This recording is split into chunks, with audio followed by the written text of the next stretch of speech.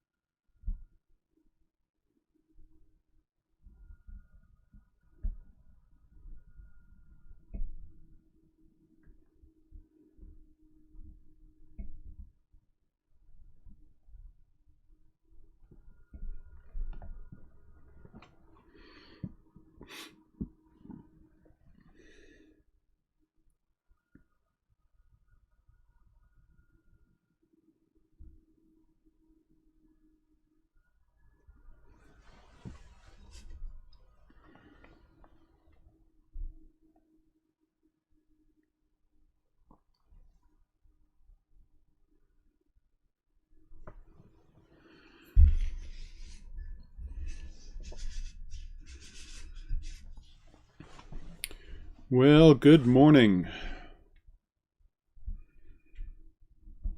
Looks like maybe there's one or two people present. If you are, please let me know how the sound is and what your experience of the stream is on your end.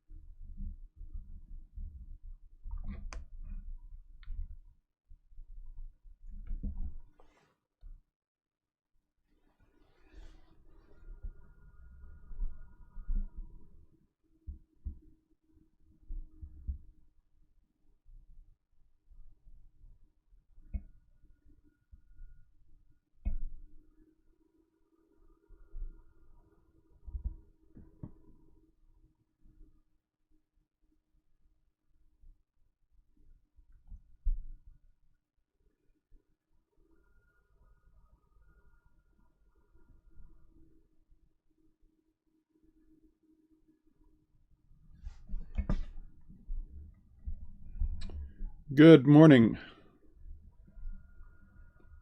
See that there are a few on.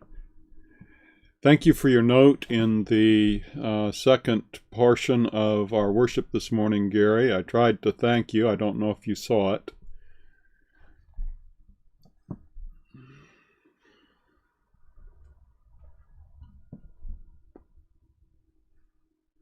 Again, hoping that the audio is good on your end. I have no way of knowing what your experience of the video is. All I can do is set it up the best I can and hope that it's okay.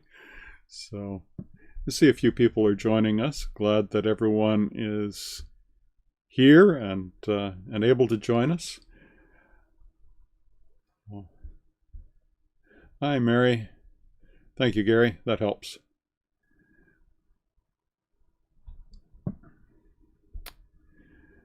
I'm glad that both of you were able to join us in the worship segments this morning.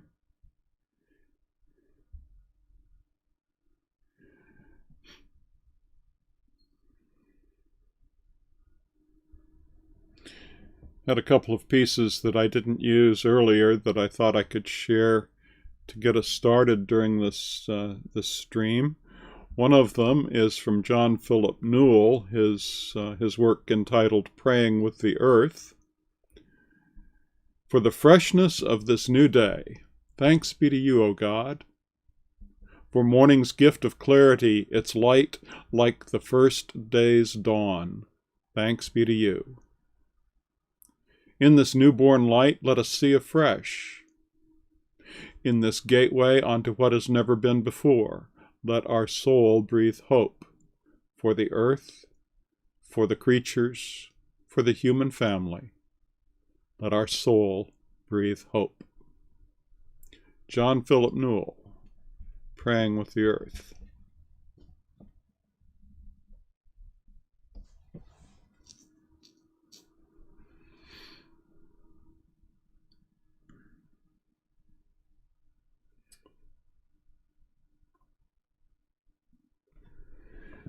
So, anyone have anything on their minds today? Anything you'd like to chat about?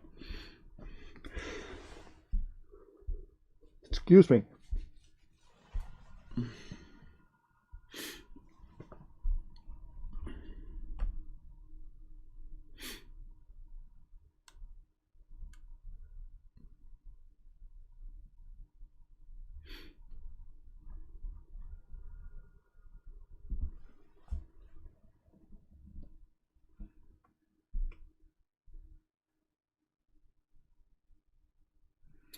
I may have shared this one on the Clarksburg Facebook page. It's from a Facebook page called Each Day and Repeat.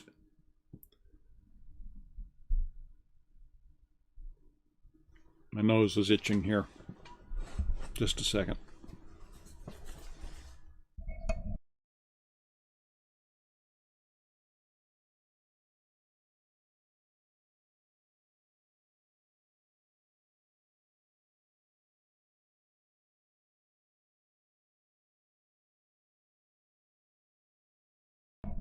Thank you, Mary. I appreciate all the work that you're putting into it.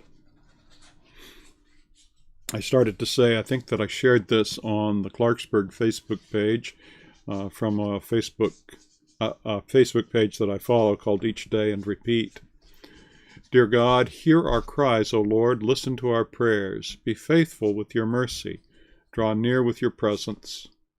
Provide for your children from your goodness. Visit our broken world with your compassion, generosity, and healing. Restore the brokenhearted. God, your love is our calling. Help us to show your goodness and mercy in our communities. Let us be the tangible expression of your compassion and provision to our families, friends, and neighbors. Raise up your churches to carry out your works of love. Hear our cries, O Lord. Listen to our prayers.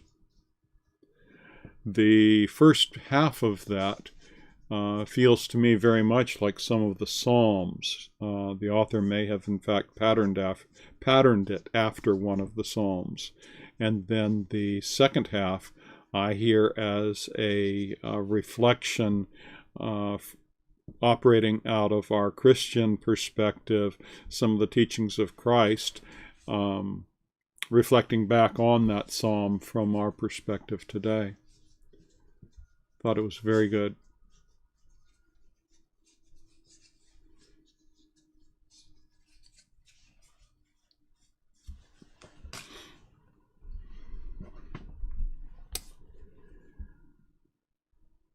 Well, excuse me.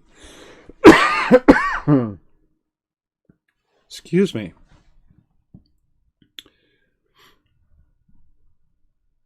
There is a person that we met a number of years ago that designs fabrics.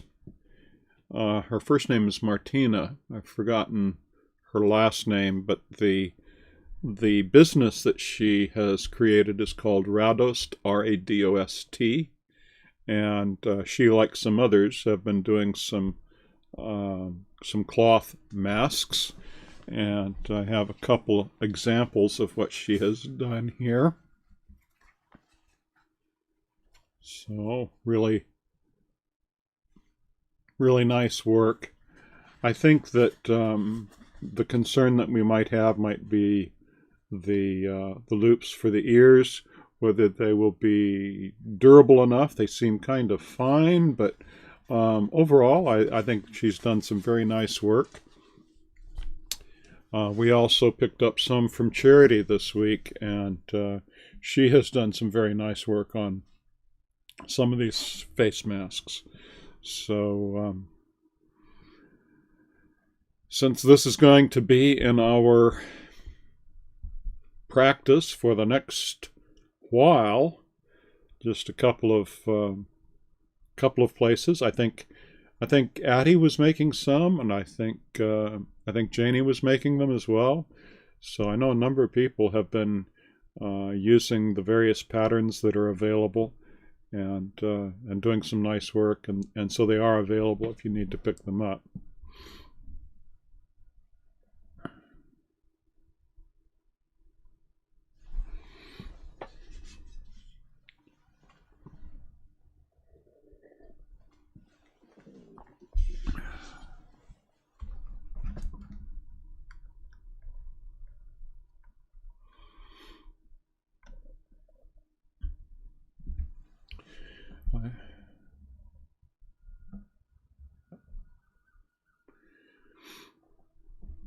I have participated in several webinars over the past couple of weeks, various opportunities for clergy especially to get together, but lay leaders have also been involved. And it's quite clear that we're all finding our way as we go. As Brian McLaren said, we make the road by walking, and that seems certainly to be the case in this season. I know some people are anxious about what will remain on the other side of this pandemic. when the church finally can reopen and we get back to some semblance of normal, what will be left? Who will still come? Some of those questions have been raised. And I guess my perspective on it is that we have been struggling with that question before the pandemic hit. What will be left at the end of my tenure? The church has been struggling with concerns about vitality for quite some time. And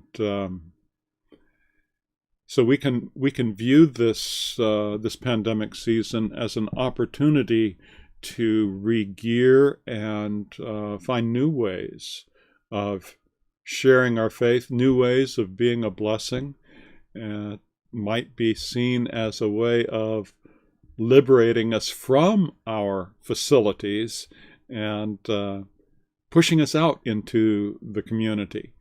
I think of how birds live, and there comes a point where the parent birds actually kick the chicks out of the nest, and it's the what is it, the proverbial idiom in our language is sink or swim. Well, it's fall or fly for the birds. Well, in some ways, we've been kicked out of our nest, and so we are learning new ways of being the church and finding new ways of expressing our vitality. Perhaps spreading our wings and flying is a good image. We're finding our way, making the road by walking.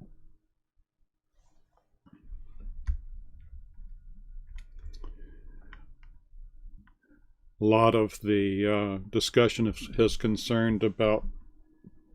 concerned with what our constituency has been concerned about, and what are the metrics they will be observing to make sense of when it's safe to come back. And it's interesting what people will watch as the keys for when they will return.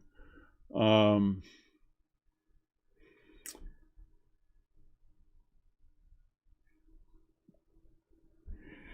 of the comments that has been made is a great many respondents said that they would rather worship at home and only return when they can be mask-free at church. And one of the clergy especially, and I guess there were a couple of them in that meeting, trying to think what day it was. It might have been Wednesday this past week. Adam Hamilton was part of the group, and some others. They were talking about without singing, it just isn't worship, and we'd rather have our constituency able to sing in the safety of their home than coming to the facility where they cannot sing. So we are definitely seeing a need to continue this electronic medium for ministry beyond the period of the pandemic, and that's definitely going to be part of my thinking as we move forward, making plans for the future. And that also means it will affect time load. What will my, if you make a pie chart of my time, where am I going to be spending my time? It's interesting, challenging.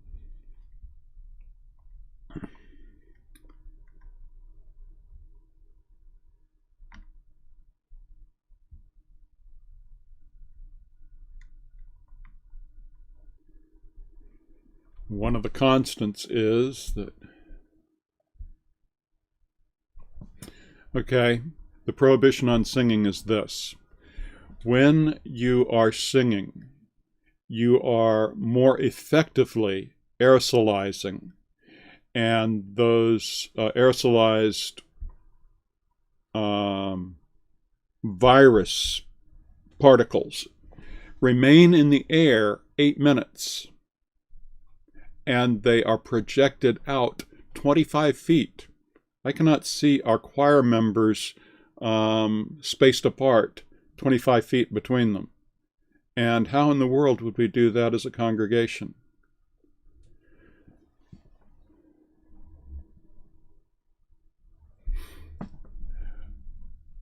Parking lot is a potential thing. My understanding is that phase 1 is when that becomes possible, and Montgomery County is not permitting it yet. But I think I have seen others that have actually stretched that.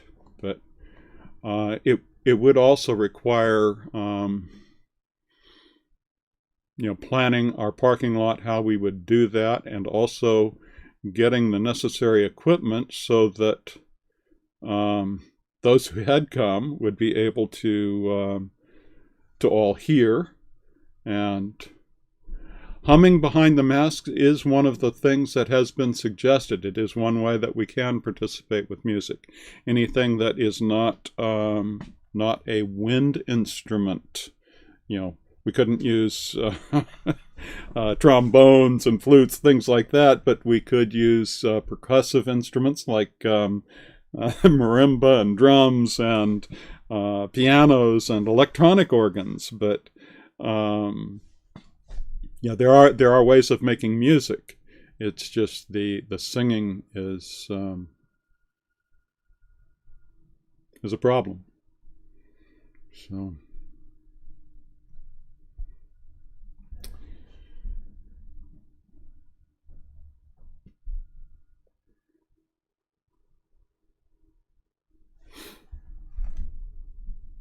One of the things that has been part of our discussions is we don't want to be so focused on getting back to an old normal that we just step back into the past when we get back together, but we need to pivot to a new normal, create something new and better than what we had before.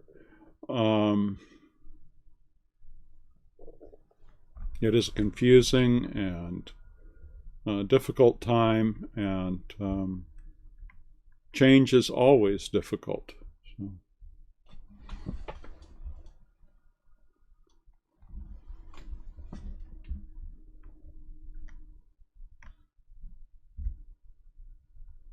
Another thing that has been part of the discussions is we will need to, because space is limited, we will need to plan for attenders, and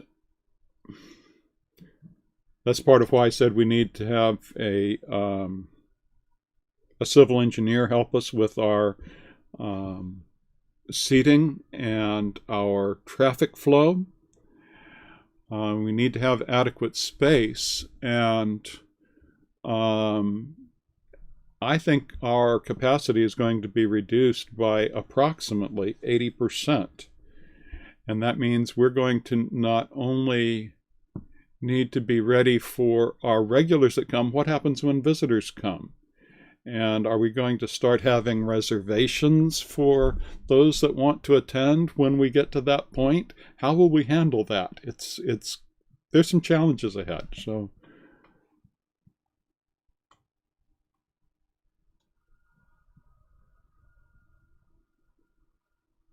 I have seen some things about high school celebrations through the electronic media, and certain public figures giving some speeches and some really inspirational speeches being given. It's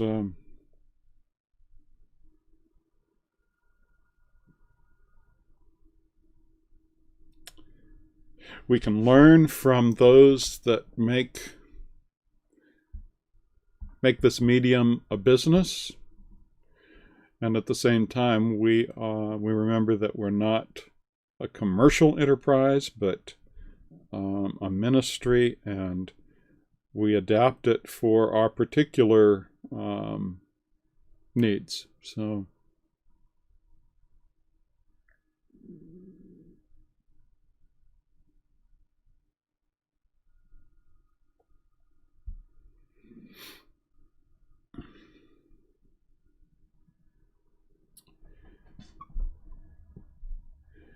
well, spacing concerns, problems that'd be wonderful to have. Well, when you're building might seat 80,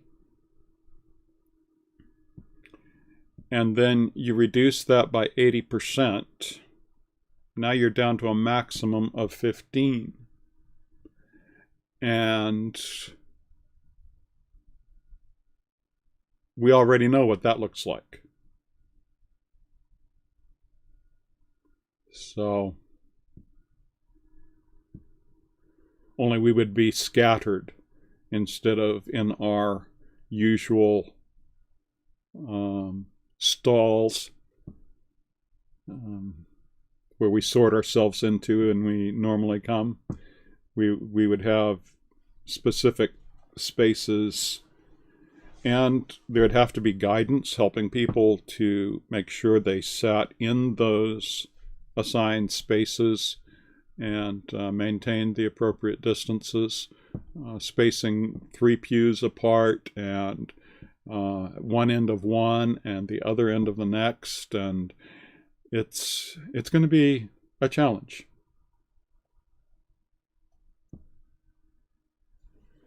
So,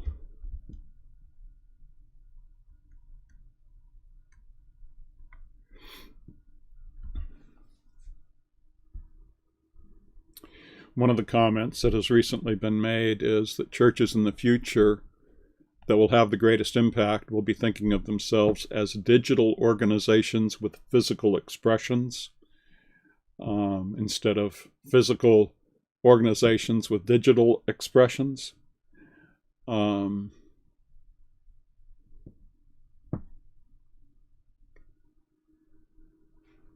So just as we had been trying to continually improve our in-person experiences, now we have to continually work at improving these digital experiences.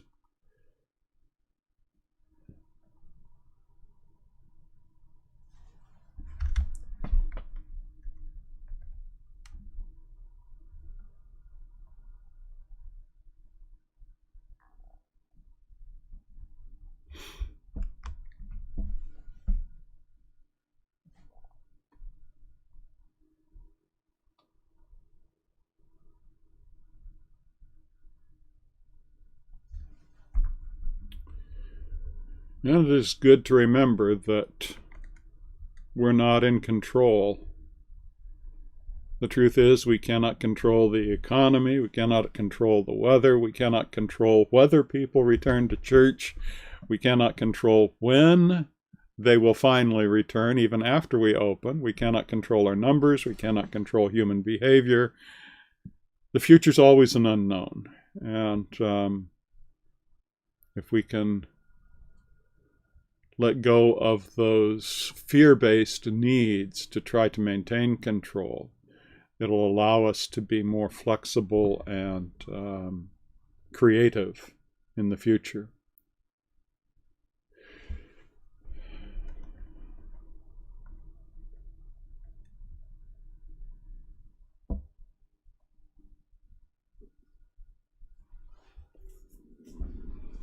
I did send out another email yesterday, Gary, that had 2 specific PDFs that I suggested. In fact, I added them as attachments to it.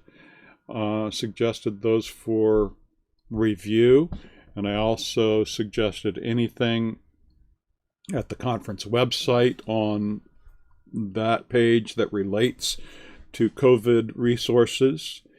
And Darlene Fairfax sent me a copy of our county executive's order, and that would probably be good to review as well.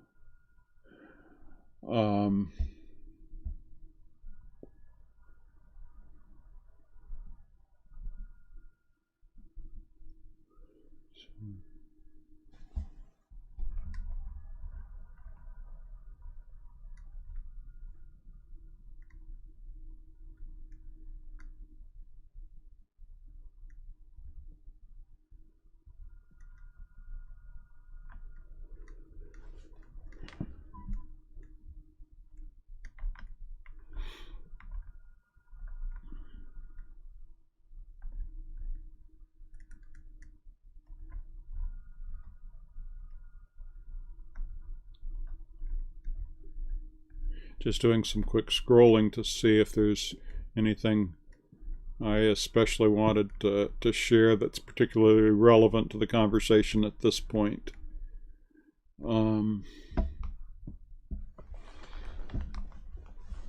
Again, this is a time for you all, and whatever you'd like to have me address,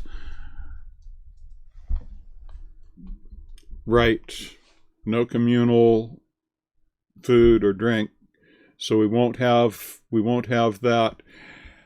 When we get to that point, I think that's phase 3, and then it's going to have to be with servers who will be using gloves and tongs and masks, and but again, we're not even seeing phase 1 yet, let alone phase 3. So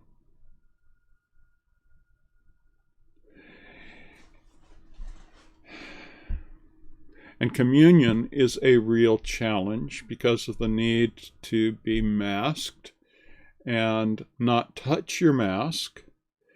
And so I don't see communion happening. And I think our church leadership is going to be rethinking the stance that we have taken on online communion, because at this point I don't see any other way for it to take place. And as I've noted, the love feast is not quite the same. It's something that anyone can do. Doesn't even require clergy for doing it, but it's not the same. And so how do we do communion? If we're being masked and we don't touch our masks, then it can't be at church either. So there are a lot of questions still to be worked through.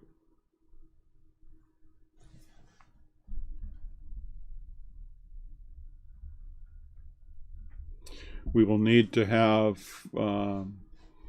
greeters directing traffic before and after when we finally get there.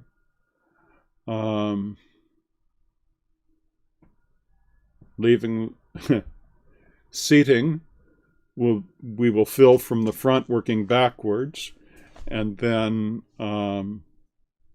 exiting. You know, what was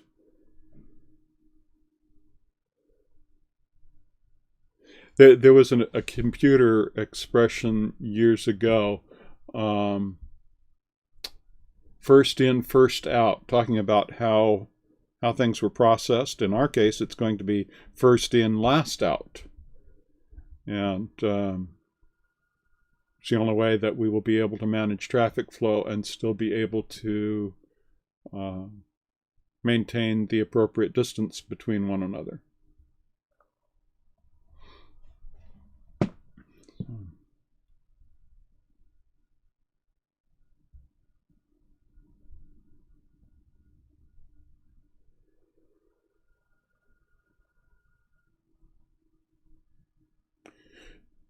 Did my explanation on the singing answer the question?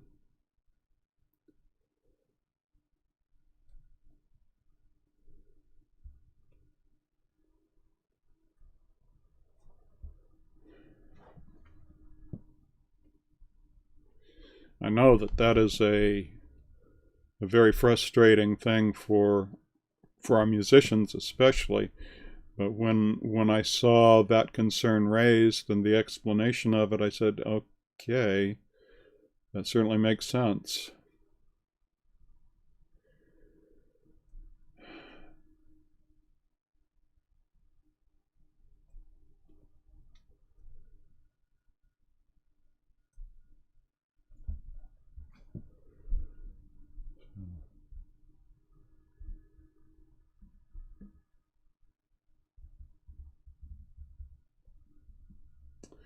I'm glad that all of you are still safe and healthy and able to join me today.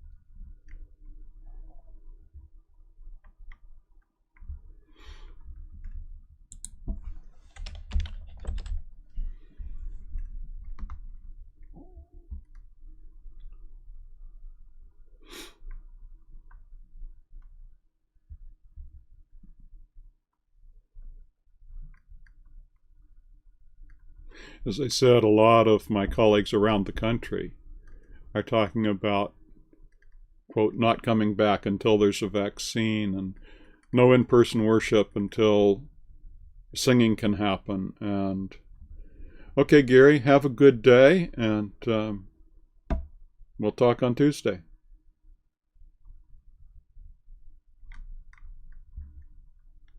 No choir, no children's ministry. And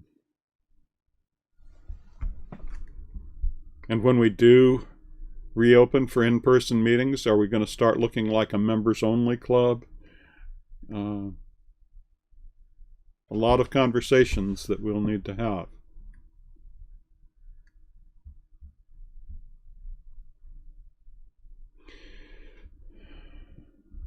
And what about our outside groups that have used our facilities? What do we do there? And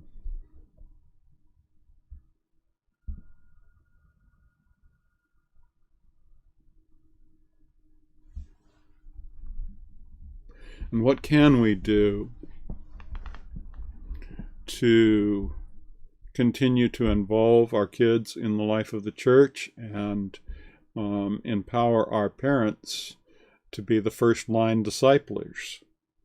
How can we help make that happen?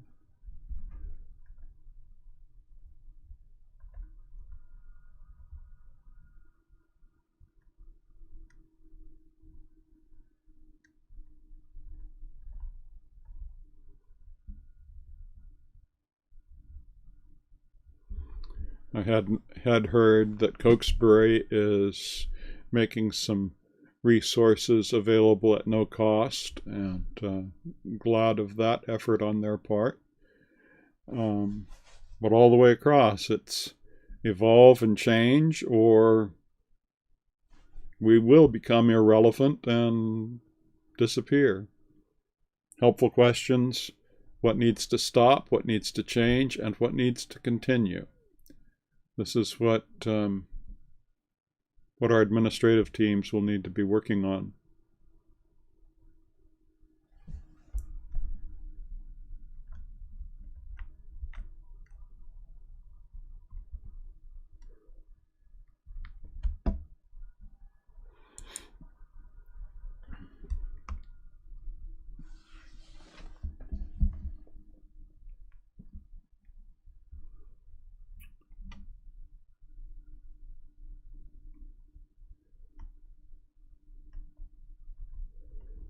So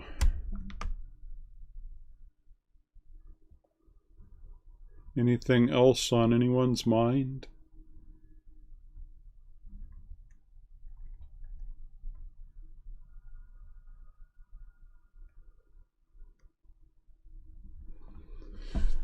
And one of the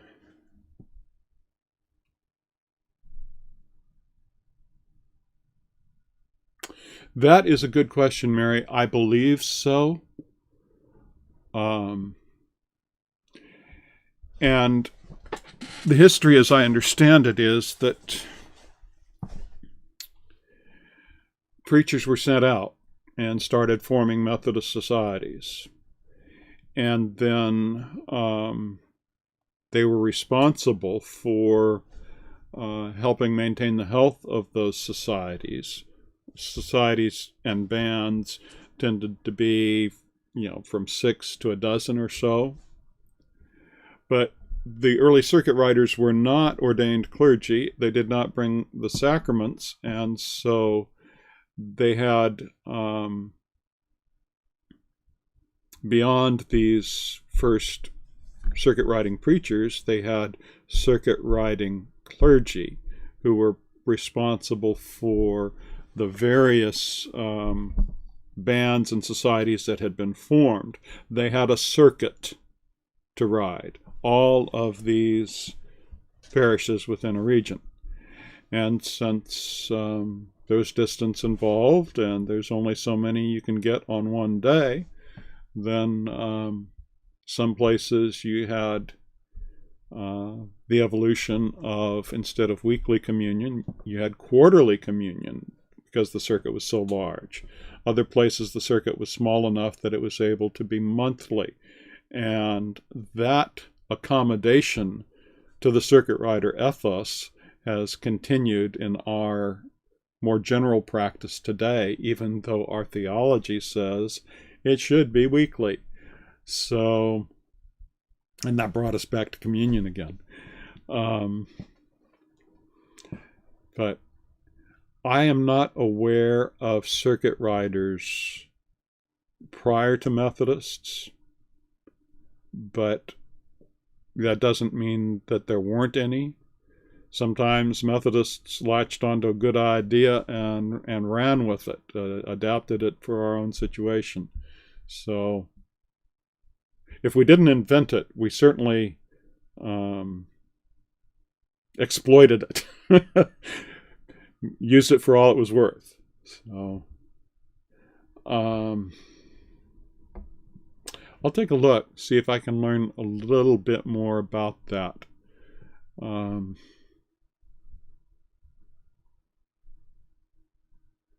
I'll see what I can learn.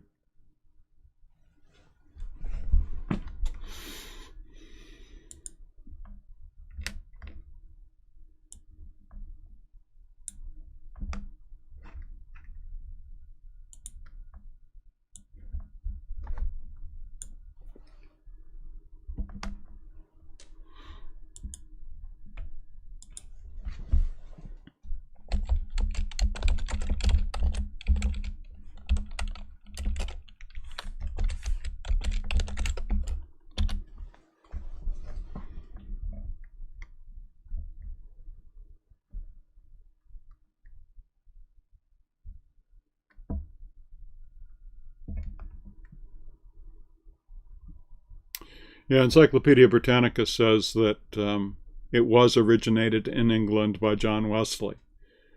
And Britannica also says that the first of the American circuit riders was Robert Strawbridge.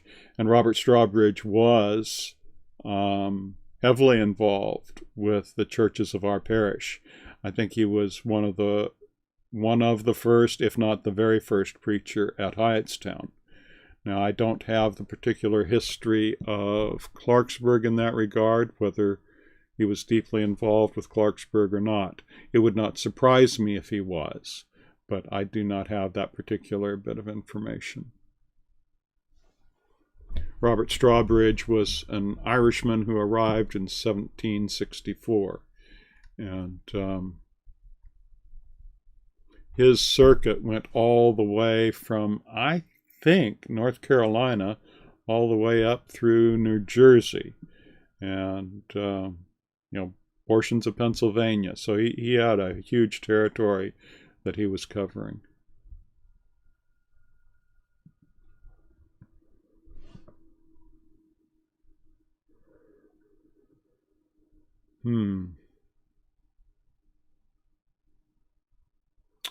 High-res image of a circuit rider.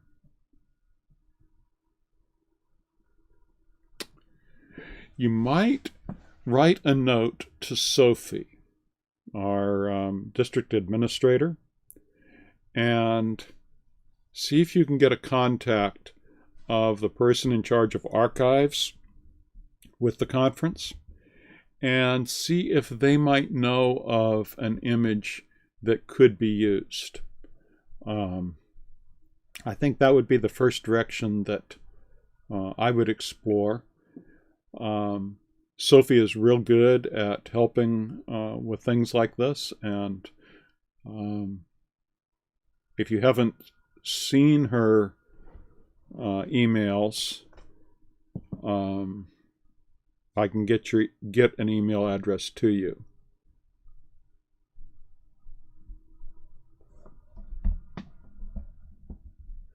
But whoever's in charge of archives at the conference office ought to be able to help you with that particular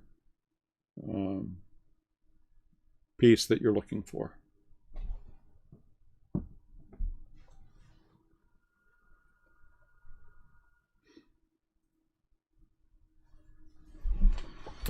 Do you need Sophie's email address? I'll get it off to you right now if you do.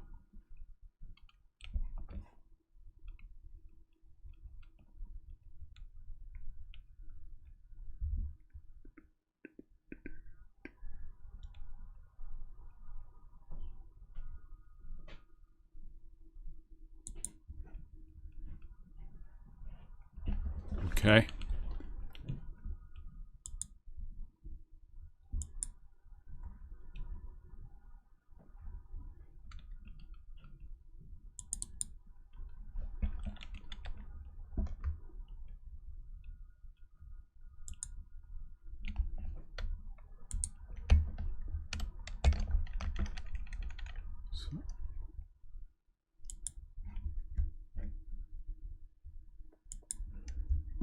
So, write a note.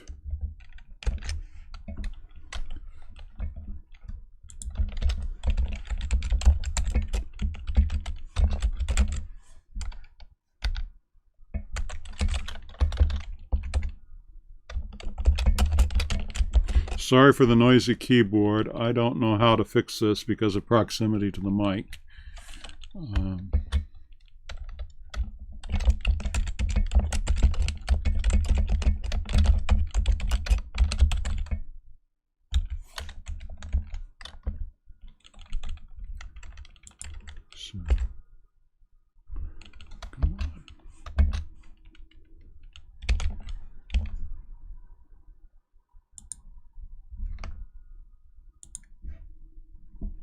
Okay, just sent it to you.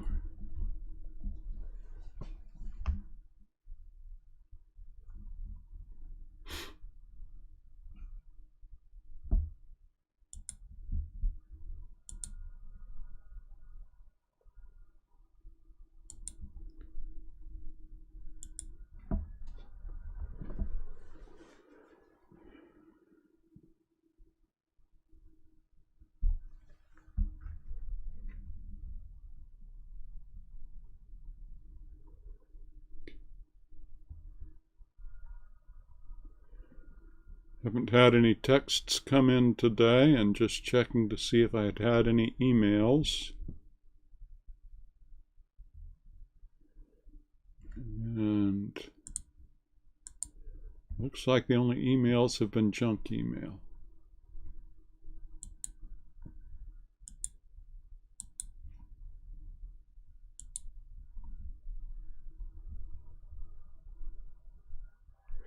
Yep. Well, is there anything else?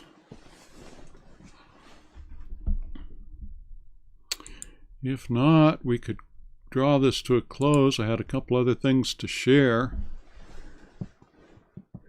Another of the pages that I follow is called Lift Thine Eyes. And she had a couple of very good ones this week that related to our gospel lesson today. 4 poems of 4 stanzas of 4 lines each. So the first one. Thank you, Lord, you don't leave us alone, thrown into a life that escapes us. You come as consoling spirit, you come to stay as resurrection. Thank you, Lord, you don't leave us alone, prisoners of accusations of sin. You come as advocate, spirit, you come to stay as our defense. Thank you, Lord, you don't leave us alone, wanderers who've lost their way. You come as spirit of truth, you come to remain as light of the heart. Thank you, Lord, you don't leave us alone, surrendered to our narcissism. You come as spirit of communion. You come to remain as love, making us like you. Very powerful reflection on the role of the Spirit in the life of the Christian, drawn from our Gospel, John 14 today. And the other one was, Lord, you chose me, you called me to be in the world like you. Gospel of hope. May I find you the strength to resist despair. Lord, you chose me, you sent me in the world to announce you. Gospel of resurrection. May I find you in the strength to oppose being afraid. Lord, you chose me, you called me to be in the world like you. Gospel of peace. May I find you the strength to resist abuse.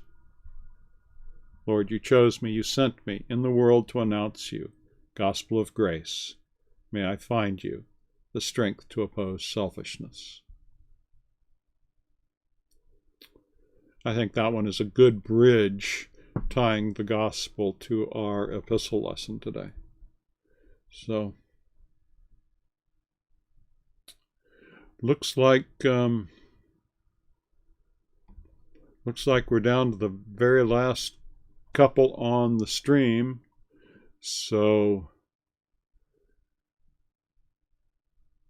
having offered those two, I'll call those the benediction, and wish you all a good day and good week, and hope that you're able to join us for our Zoom meeting on Tuesday. So, looking forward to being able to visit that way. Have a good day, all. May grace and peace be yours in abundance.